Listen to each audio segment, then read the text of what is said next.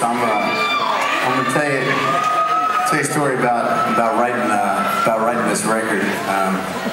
I was out in California, and I was working in the Valley, and I had a studio called NRG, and I was working with a guy named Andrew Franklin, and Andrew's done a lot of work with Banter and Natasha Bedingfield, a bunch of artists, and I only really had a couple of days with this guy, you know. And the first day we got together, we wrote a song. It went really smoothly. And then the second day, it was really hard to tap into anything. And you know, we were pacing the studio floor for a few hours, and you know, I tried a little something about, hey man, what do you think of this? And he'd be like, yeah, that's pretty shitty. And then he played me one. He'd be like, and I'm like, that sucks too. And so for a few hours we were having this, you know, this kind of back and forth of who's worse. And so I said, you know, man, I probably help me get out of the studio for a few minutes. You know, I'm just gonna go sit outside and maybe read the paper or something. Which I did, and I was sitting outside in the shade there because it's like 3,000 degrees in the valley. And you're just basically sitting out there watching animals dehydrate and die. I'm not gonna make it. Anyway, I'm sitting out there trying to get inspired, and I had my phone sitting on this cafe table out there. And I said, so the phone went off, you know, it started buzzing and stuff like that. I was like, oh, I wonder who that could be. And I picked it up, the text message, and opened up, and it was a message from my dad, you know.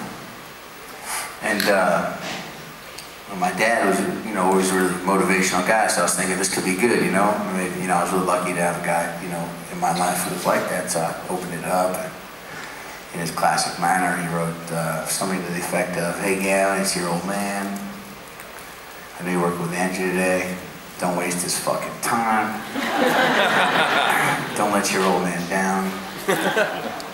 Make it count. He could have been working with anybody, and he decided to choose you.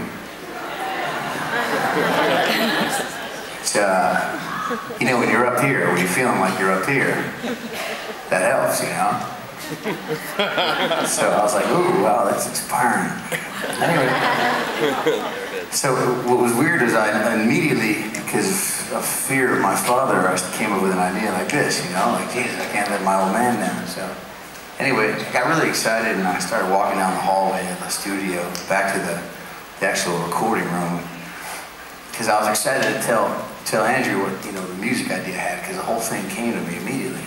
I was really excited, and as I was walking there, I began reminiscing about other moments in my life, and my dad had motivated me. And before I got into music, I was really heavily into sports. And I remember when I was a kid, I had this, I was on this soccer team, you know, we were really good, you know, we were undefeated. And, which is, you know, very important at the time. And I remember one time, it was like a crucial moment in the game, and the ball was coming like to me, and I was like, I don't know, maybe 9 or 10 years old. And I looked at my dad, and my dad would come out, he'd wear a poncho and a cowboy hat and be standing off by himself, you know. Just like, watch the game like this. The ball's killing me, and I was like nervous. I was like, what should I do? I'm 9, 10. And he looked at me and he goes, fuck him up.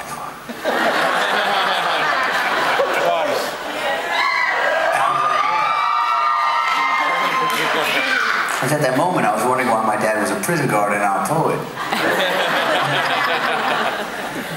It never made any sense to me. So anyway, I started thinking about that as I walked in the studio, and I, of course, told Andrew how the song idea came about, the music and this and that, and I told him that story. And he goes, oh yeah, great. So I played the music part, and he goes, oh yes, it's wonderful, it's very English. And he said, that's great, but you know, it's not going to be all about your father, okay? I said, okay.